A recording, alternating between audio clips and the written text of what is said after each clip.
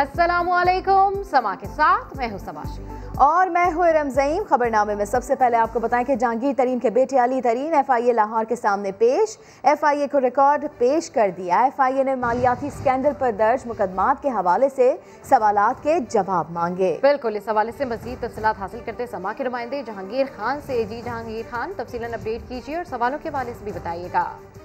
जी FIA की जानिब से 3 मुकदमा जो है वो दर्ज किए गए थे, जिनमें से 2 मुकदमा जहांगीर तरीन और 1 मुकदमा अली तरीन के खिलाफ दर्ज किया गया था मालियाती स्कैंडल के हवाले से।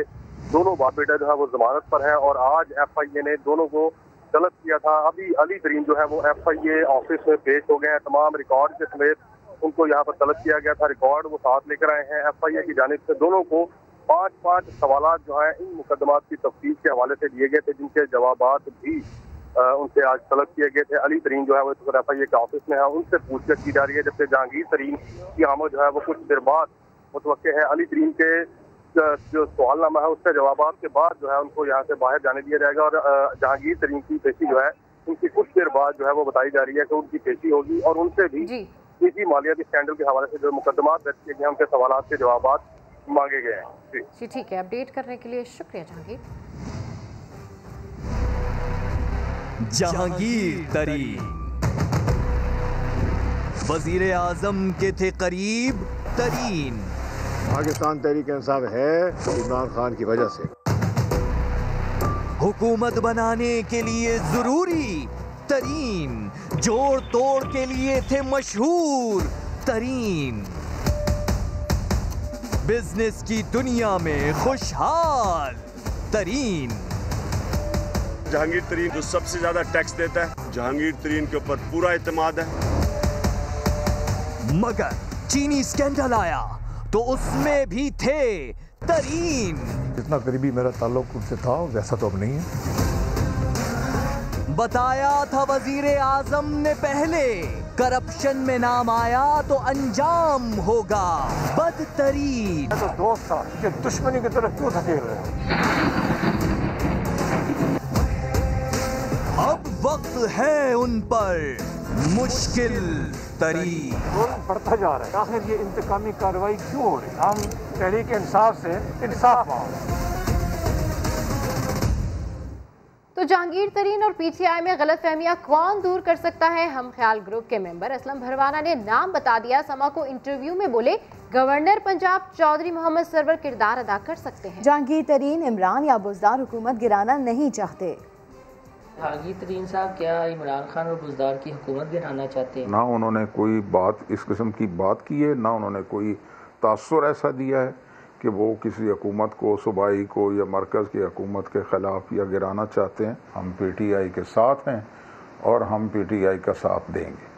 और जो लोग गलत फहमियाँ फैलाने वाले हैं या इनके दरमियान में कोई ऐसे लोग हैं अलहदगी, इनको अलहदा करने की कोशिश में, तो ये वो बेशक कान खुल कर सुने। इतना जल्दी मेरा नहीं ख्याल कि जहांगीर तरीन पीछे हटने वाला नहीं है। पीपल्स पार्टी के साथ कोई 1% भी प्रोग्राम होता तो वो पहले ही बन चुका हो। अहमद महमूद के साथ उनकी रिश्तेदारी कल परसों तो नहीं ना हुई, वो तो बहुत पुरानी है। सरवर साहब कर सकते हैं, वो उस पोजीशन में हैं, वो तजर्बाकार हैं और बहुत उनके पास एक्सपीरियंस है, वो इसमें पार्ट प्ले कर सकते हैं, इसमें कोई शक नहीं। तो मुझे उम्मीद है इंशाल्लाह वो करेंगे।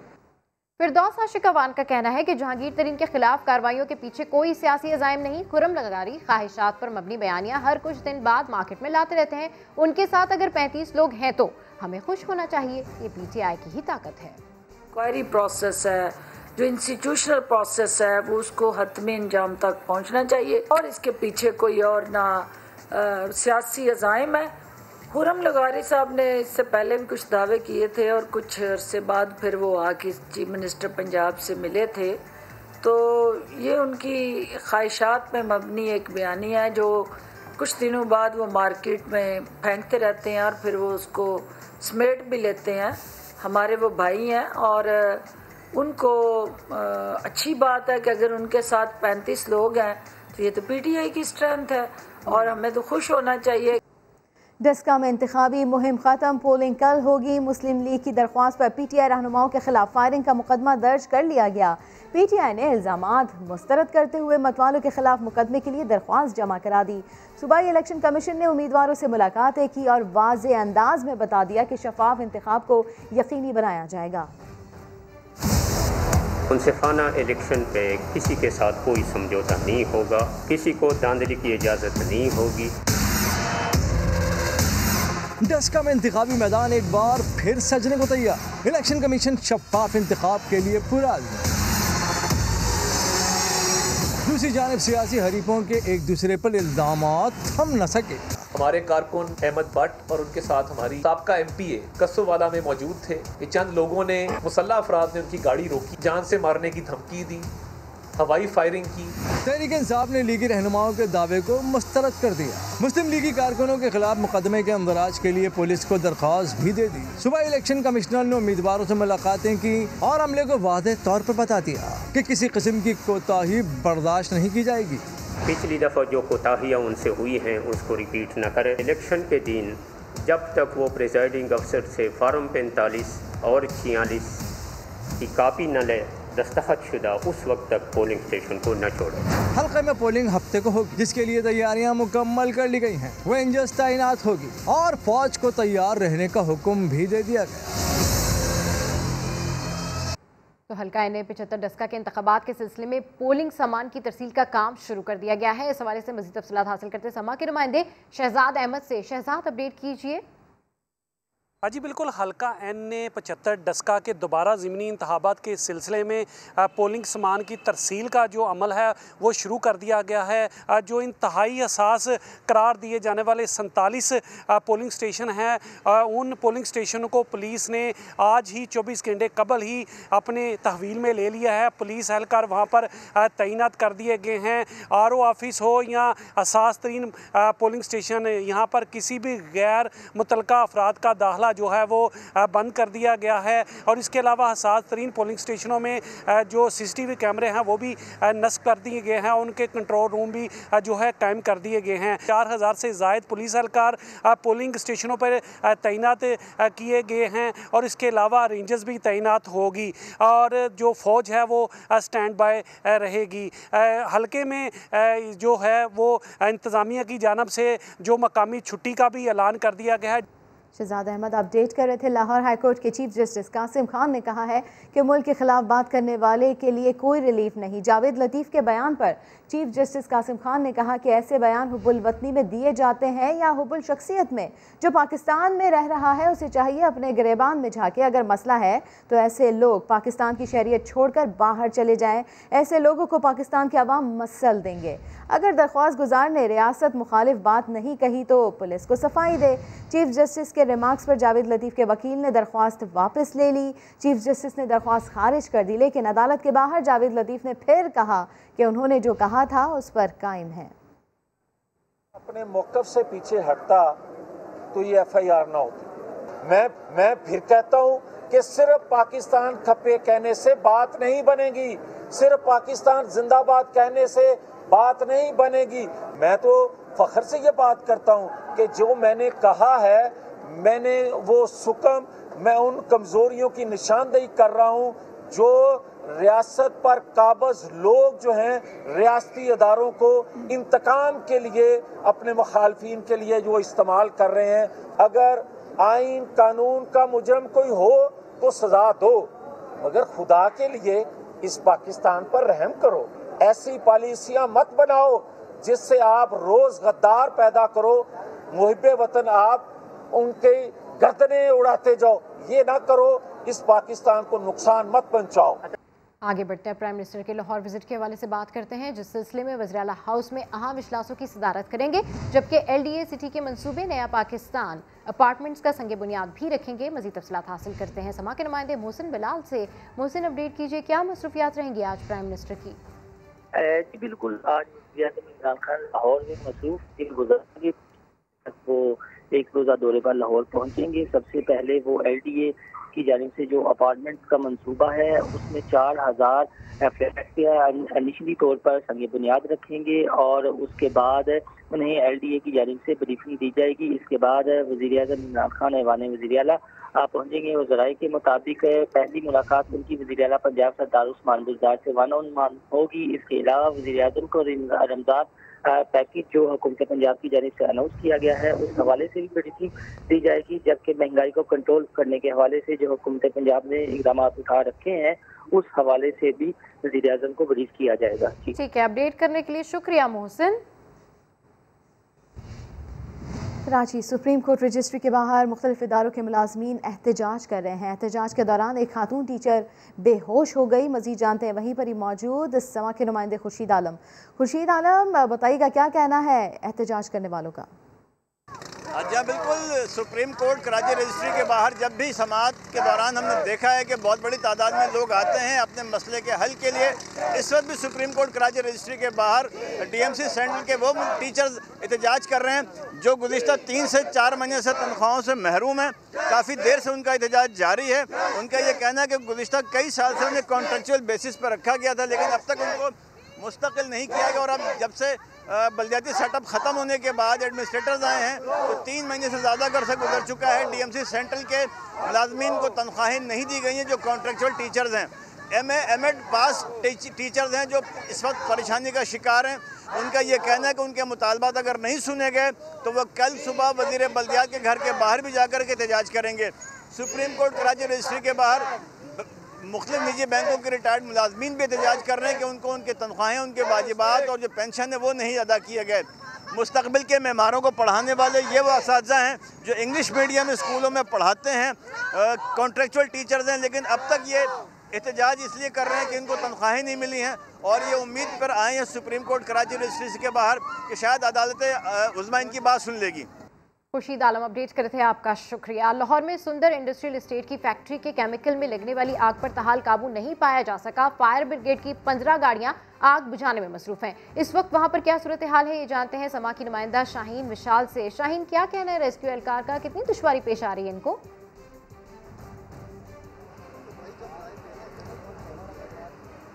जी बिल्कुल, रेस्क्यू काम के मुताबिक हवा तेज़ है जिसकी वजह से इनको काफ़ी मुश्किल पेश आ रही है। और दूसरा, इस फैक्ट्री के अंदर जो 10 केमिकल के ड्रम हैं वो मौजूद हैं, जिनमें से 4 में आग लगी हुई है। एक ड्रम के अंदर 40,000 लीटर जो केमिकल है वो मौजूद है। ये वो केमिकल है जो प्रिंटिंग और पेंटिंग में इस्तेमाल होता है, जिसकी वजह से आग पर काबू पाना जो है वो काफ़ी ज़्यादा मुश्किल हो रहा है। रेस्क्यू की 15 गाड़ियाँ जो हैं वो फायर फाइटर की वो इसमें हिस्सा ले रही हैं। तकरीबन 35 के करीब एहलकार मौजूद हैं जो इस आग पर काबू पाने में लगे हुए हैं। इर्द गिर्द का जो एरिया है वो भी खाली करवा लिया गया है। करीबी फैक्ट्रियाँ जो हैं वो भी खाली करवा ली गई हैं। मीडिया को भी आगे नहीं जाने दिया जा रहा है क्योंकि अंदर जो बॉयलर हैं वो वक्फे से फट रहे हैं और किसी किस्म का मजीद जानी नुकसान ना हो, इसलिए ये तमाम एरिया जो है वो खाली करवा लिया गया है। इब्तदाई मालूमात के मुताबिक जो आग लगी थी वो बॉयलर फटने से लगी थी, जिसके बाद उसने यहाँ पर जो केमिकल के ड्रम थे उनको अपनी लपेट में ले लिया था। किसी किस्म का कोई जानी नुकसान नहीं हुआ है। जो यहाँ पर वर्कर्स थे तकरीबन 8 से 10 के करीब मौजूद, उन्होंने उनका कहना है कि उन्होंने भागकर अपनी जान बचाई है। आग बुझाने की कोशिशें की जा रही हैं, तहम किसी किस्म का कोई जानी नुकसान नहीं हुआ है। अपडेट करने के लिए शुक्रिया शाहीन। कोहाट के हाजी बहादुर चौक पर कपड़ों की मार्केट में आग लग गई। 1 घंटे से ज़ायद का वक्त गुजर गया लेकिन आग पर अब तक काबू नहीं पाया जा सका है। वहां पर सूरत हाल क्या है, बात कर लेते हैं बासित गिलानी से। बासित, फायर ब्रिगेड की सिर्फ 2 गाड़ियां इस वक्त आग पर काबू पाने की कोशिशें कर रही हैं। जी बिल्कुल, फायर ब्रिगेड की 2 गाड़ियां पहुंची है, TMA की और रेस्क्यू 112 की। ताम जिस वक्त की आग लगी तो करीबी लोगों ने अपनी मदद के तहत आग बुझाने की भरपूर कोशिश की, ताहम वो मुकम्मल काबू ना पा सके। अब तक की इत्तलात के मुताबिक 15 के करीब दुकानें जल चुकी हैं। यहाँ पर ज्यादातर जो कपड़े की दुकानें हैं वो मौजूद है, जबकि लोगों का कहना है कि दुकानदारों का कि करोड़ों का नुकसान हो चुका है और मौका पर अगर TMA की फायर ब्रिगेड गाड़ी पहुंचती तो इतना नुकसान ना होता। ताहम में आग लगी हुई है और जो ठीक है, बहुत शुक्रिया। और अभी आपको बताएं कि कराची के इलाके सोल्जर बाजार में सुबह सवेरे एसी का यूनिट धमाके से फट गया। 6 अफराद जख्मी हुए जिन्हें अस्पताल मुंतकिल कर दिया गया। सोल्जर बाजार में मकान के अंदर होने वाला धमाका एसी का यूनिट फटने के बायस हुआ। वाकई में खातून और बच्चे झुलस गए। धमाके से कमरे को मामूली नुकसान पहुंचा। पुलिस की इब्तदाई तहकीकात के मुताबिक एसी के नीचे चूल्हा जलाने के बाद यूनिट में धमाका हुआ। शवाहिद जमा करने के बाद मजीद तफ्तीश भी की जाएगी।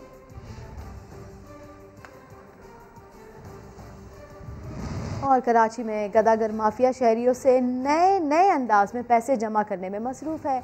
अपने आप को मजबूर और माजूर जाहिर करके ये कैसे अवाम के जज्बात से खेलते हैं, बता रहे हैं अहमद रहमान खान इस खुसूसी रिपोर्ट में। एक तरफ रमज़ानुल मुबारक की आमद पर मसाजिद साफ़ हो रही हैं, रंगो रोगन का काम जारी है, तो कुछ लोग ऐसे भी हैं तो रमज़ानुल मुबारक की आमद पर अलग ही अंदाज में तैयारियां कर रहे हैं। जी हाँ, न सिर्फ बड़ी तादाद में गदागर कराची आ गए हैं, बल्कि नए अंदाज में भीख मांगने का मिशन भी जारी है। हमने कई दिनों तक शहर की सड़कों पर गदागरों का जायज़ा लिया तो बड़ी हैरानकुन सूरत हाल सामने नजर आई। इन्हीं में से एक गदागर अल्लाह के नाम पर भीख मांगने वाले रामचंद भी हैं।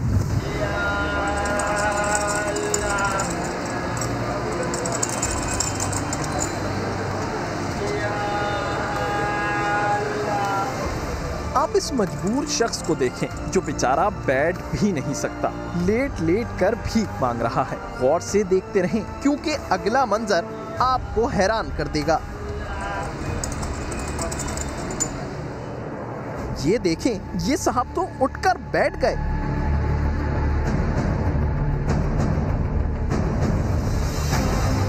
बड़े आराम से सड़क पार कर रहे हैं और फिर अपनी चौकी पर लेट गए और फिर भीख मांगने में मसरूफ हो गए। ये जनाब अब पहुंचे हैं तारिक रोड पर लगे एक बर्गर के केबिन पर। शायद भूख लगी होगी, लेकिन इन्होंने तो जेब से 10 और 20 वाले नोटों की गड्डी निकालकर बर्गर वाले को दी है। ये दूर हटे तो हम बर्गर वाले के पास पहुंचे और पूछा ये मामला क्या है, तो उनकी कमाई सुनकर आप यकीन नहीं करेंगे। कितने वो लाया था तुम्हारे पास, गुच्छा जो लाया था पैसों का? 1000 रुपये। ये रोज लाता है तकरीबन? 1000 रुपये रोज लाता है? ज़्यादा लाता है। नहीं यार, 1000 सुबह दे के गया, 1000 अभी दे के गया। तो वही तो हंस रहे थे। अभी आया, दोपहर में आया, अभी आ गया, चक्कर लगा गया। वही तो मैं कह रहा था 2-3 घंटे में तो 1000 रुपये ले आया है। और सुबह के इधर खड़े हैं आँख के ऊपर, हमने घुमाया। पैर से माजूर ये शख्स आवाम को भरपूर अंदाज में चूना लगा रहा है। कमाई के बाद किसी बस में घर नहीं जाते साहब। जनाब ने रक्षा रोका और सवार हो गए। हमने उनका पीछा किया और उनसे पूछा कि जनाब क्या नाम है आपका? बाबा जी क्या नाम है आपका? जी हमारा रामचंद नाम है साहब। अल्लाह के नाम पर भीख मांगने वाले रामचंद से जब पूछा कि आप तो बैठ भी नहीं सकते थे, लेट कर भीख मांग रहे थे, तो जवाब भी सुन ले। अभी साहब ये बात है कि जैसे भीख मांगने को 2 पैसे मिल जाते हैं, बैठे बैठे भी मिल जाता है। अब हर कोई नसीब की बात है साहब। आज कितना कमाया? ये बताया ना कि भाई 1800-2000 रुपये कमा दिए हैं बस। रोज का किराया कितना है साहब? रोज मैं नहीं मांगता हूँ ना, आपको बता। जब भी जितनी दफ़ा भी आते जाते हो? आते जाओ तो 200-300, 400, कभी 200 भी मांगते हैं रिक्शे वाले, और 150 भी दे देता हूँ। अब जनाब एक और अंदाज भी आपको दिखाते हैं। सिक्योरिटी गार्ड की वर्दी पहने इस शख्स को भी देख लें जो लाइंस एरिया से गुजर रहा है। रुकी हुई गाड़ी या फिर सड़क किनारे खड़े अफराद के पास जाकर एक ही बात करता है। सर गाड़ी में बटवा भी घर फूला है। असल में ना कुरंगी 2.5 नंबर जाना है, मैंने कोच गार्ड। सर कुछ हेल्प कर सकते हो? नंबर दे दो, मैं इसी पैसे करा दूँगा आपको। मैं माशाल्लाह 70,000 तनख्वाह लेती हूँ। अच्छा ठीक है, अभी सांस फूल गया, मेरा पैकेज चल चुका है। कई जगह से पैसे जमा करने के बाद अब ये घर से बाहर खड़ी एक खातून के पास पहुंचा और उनसे भी 50 रुपए ले लिए।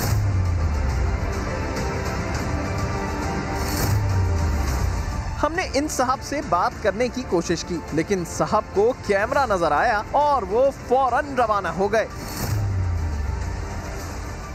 ये कह रहा था मेरे पास पैसे नहीं है, 50 रुपए दे दो। क्या बोल रहा था, क्यों नहीं है पैसे? कह रहा था बटवा मेरा गिर गया है। आपने कितने पैसे दिए? 50 रुपए। इससे पकड़ के दिए हैं 50 रुपए। बंदा जो अभी रुका था सिक्योरिटी गार्ड की वर्दी पहना हुआ, आपको क्या कह रहा था? ये कह रहा था कि मेरी गाड़ी में पेट्रोल ख़त्म हो गया है, कि मेरे को 150 की मेरी हेल्प कर दें। मेरी 70,000 रुपये सैलरी है, सिक्योरिटी गार्ड के अंदर मैं इंचार्ज हूँ। तो बोल रहा मेरी किसी ने भी मदद नहीं करी है, मैं सदर से पैदल आ रहा हूँ। अब आपको दिखाते हैं एक और तरीका। हाथ पैर मोड़े ये शख्स खड़ा है बहादुराबाद के सिग्नल पर। इसको इस हाल में देखकर हमें बहुत हैरत हुई, लेकिन साथ ही ये भी सोचा कि इस हालत में ये यहाँ तक आता कैसे होगा। सही हो? क्या नाम है तुम्हारा? कमरुज़्ज़मान। तबीयत सही है? खाना खाया है?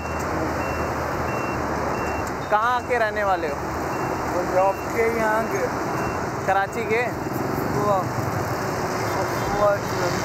सफूरा चौरंगी।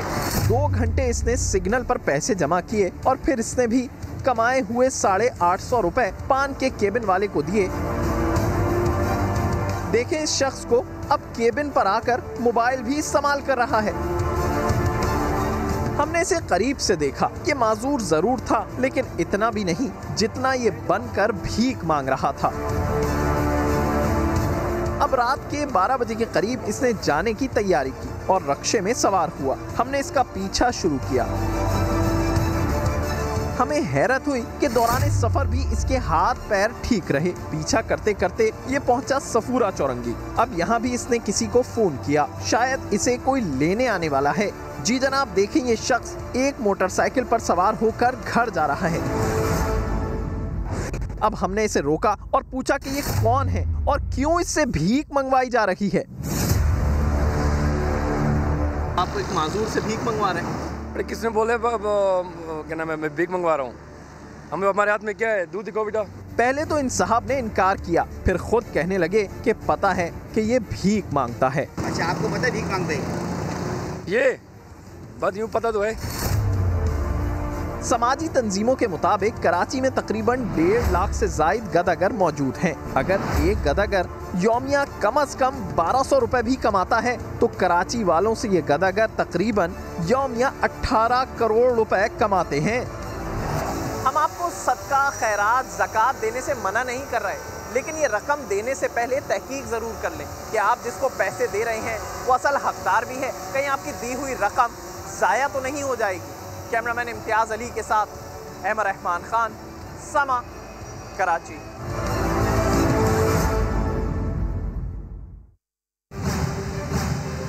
गुनगुनाते आबशार दिखाएंगे कुछ देर बाद।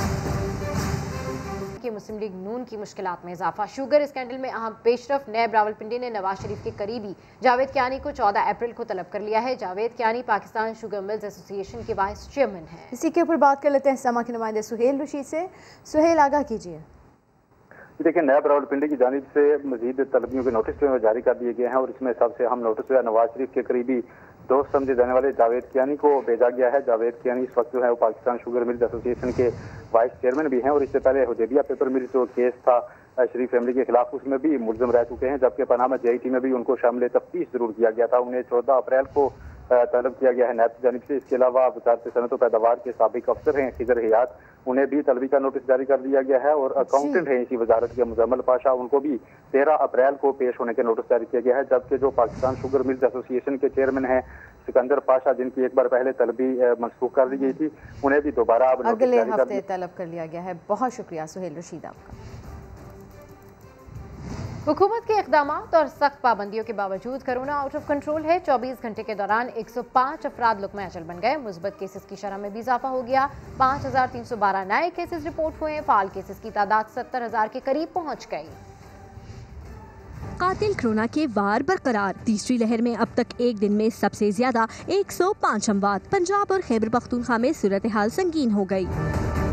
NCOC के मुताबिक पंजाब में कोरोना में मुब्तला 58 और खैबर पख्तूनख्वा में 34 अफराद जान की बाजी हार गए। इस्लामाबाद में 6, आज़ाद कश्मीर में 5, सिंध और बलोचिस्तान में 1-1 मरीज इंतकाल कर गया। मुल्क में वबा से मजमूई हलाकतें 15,229 हो गयी। पिछले 24 घंटे के दौरान मुल्क में 54,948 कोरोना टेस्ट किए गए। 5,312 में वायरस की तस्दीक। नए केसेस का तनासुब 9.66 रिकॉर्ड। फाल केसेस 69,811 तक जा पहुँचे। अस्पतालों में 4,787 मरीज जेर इलाज। 6,25,789 अफराद। आगे आ रहा है फकीर किले का बुरा हाल। ड्रग रेगुलेटरी अथॉरिटी ने एक और वैक्सीन की हंगामी इस्तेमाल की मंजूरी दे दी है। इसी के ऊपर बात कर लेते हैं समा के नुमाइंदे मुदस्सिर नज़ीर से। मुदस्सिर, 5वीं वैक्सीन है जिसके इस्तेमाल की मंजूरी दी गई है। जी बिल्कुल, ड्रग रेगुलेटरी अथॉरिटी ने एक और वैक्सीन के हंगामी इस्तेमाल की मंजूरी दे दी है और चीनी कंपनी साइनोवैक की वैक्सीन जो है, साइनोवैक इसका नाम है, और ये पाकिस्तान में इसके लिए जल्दी इसको लाया जाएगा। और कोरोनावैक इस वक्त चीन, ब्राज़ील, इंडोनेशिया, तुर्की समेत दीगर ममालिक में भी इस्तेमाल हो रही है। और कोरोनावैक को जो जल्द है इम्पोर्टर्स का कहना है कि हम पाकिस्तान में लेके आएंगे। इससे पहले साइनोफार्म, कैंसाइनो, एस्ट्राजेनेका, स्पुतनिक और ये इस्तेमाल हो रही थी। और ये जो नई वैक्सीन आ रही है 18 साल से 60 साल के अफराद जो है इनको लगेगी और इसकी एफिकेसी 56% है। और फेज 3 का जो ये क्लिनिकल डाटा है वो भी तो इसका पब्लिश नहीं हुआ, लेकिन लैब ने ये लेने की मंजूरी दे दी है। बहुत शुक्रिया मुदस्सिर नज़ीर आपका। आगे बढ़ते और आपको बताएं कि पुरस्कार बीमारी के बायस थर के हसीन परिंदे तेजी से मरने लगे। थर के मुख्तलिफ इलाकों में एक हफ्ते के दौरान 20 मोर हलाक हो गए और दर्जनों की तादाद में मोर बीमारी में मुब्तला हैं। एक माह से पुरस्कार बीमारी तेजी से फैल रही है, जिसकी वजह से इन परिंदों की नस्ल खत्म हो रही है, मगर इंतजामिया खामोश है। बोलो पेशावर में आपको लिए चलते हैं फ़कीर किले, जहां इलाका मकीन बुनियादी सहूलियात से महरूम है। मीटर और पाइप तो है मगर गैस नहीं। सड़कें खंडरात में तब्दील हो गई हैं। सफाई का भी नाक़िस इंतज़ाम है।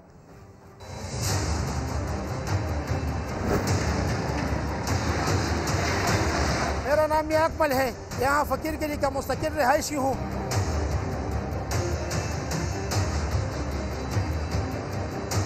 हमारा बड़ा मसला जो है रोड का है, जो गुज़श्ता 5-6 सालों से खंडरात की शक्ल इख्तियार कर चुकी है। यहाँ हज़ारों की तादाद में इस रोड पर गाड़ियाँ रोज़ाना गुजरती है और तमाम आवाम को बहुत सख्त मुश्किलात का सामना करना पड़ता है।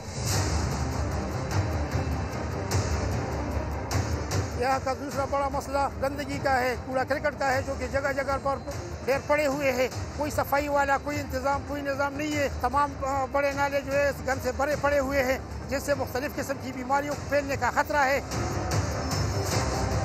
हमारा इलाका गैस जैसी नेमत से भी महरूम पड़ी हुई है। यहाँ मीटर लगे हुए हैं, गैस पाइपलाइन बिछी हुई है, लेकिन गैस नहीं है।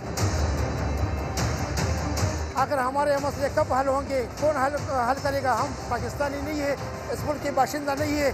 कौन हमारा ये मसला हल करेगा? कौन ठीक करेगा?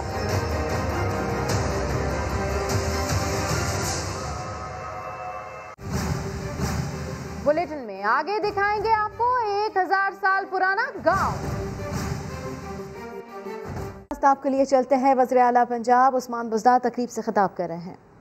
नहीं होगा, यहाँ घर के लिए महज 10% डाउन पेमेंट अदा करनी होगी। 5 साल से 20 साल तक की मुद्दत में किस्तें अदा की जाएंगी।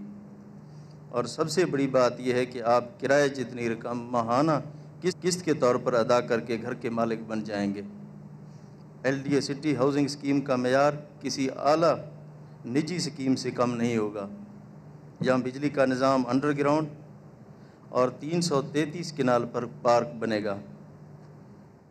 मस्जिद, स्पोर्ट्स कम्प्लेक्स भी बनाए जाएंगे। मॉडल कब्रिस्तान और क्रिकेट स्टेडियम भी बनेगा। सिर्फ यही नहीं बल्कि लाहौर डेवलपमेंट अथॉरिटी इसके बनने के बाद इसके इंफ्रास्ट्रक्चर की देखभाल की जिम्मेदारी भी अदा करेगी। सिर्फ यही नहीं, पंजाब भर में कम आमदनी वाले लोगों को घर फराहम करने के लिए दीगर हाउसिंग प्रोजेक्ट्स पर भी काम जारी है। मैं ये जिक्र करना ज़रूरी समझता हूँ कि पेरी अर्बन लो कास्ट हाउसिंग प्रोजेक्ट के तहत सूबा भर की तहसीलों में 133 मकामात की निशानदही की गई है और पहले मरहले में 32 तहसीलों में कम आमदनी वाले लोगों के लिए 10,000 से ज़ायद घर बनाए जा रहे हैं, जहाँ लाखों रुपए की मालियत की 3 मरला अराजी सिर्फ 30,000 रुपये में दी गई है। और हुकूमत पाकिस्तान हर घर के लिए 3 लाख रुपए की सब्सिडी और कम सूद पर कर्जा फराहम करेगी। इस तरह सिर्फ 11 लाख रुपए में 10 बताएं कि साल नया में पाकिस्तान 10,000 अपार्टमेंट्स का संगे बुनियाद की तकरीब से वज़ीर आला पंजाब उस्मान बुज़दार खिताब कर रहे हैं, जिसका कुछ हिस्सा आपने मुलाहिजा किया। खबरों का सिलसिला जारी है, वक्त हुआ है एक ब्रेक का। समा के साथ रहिए।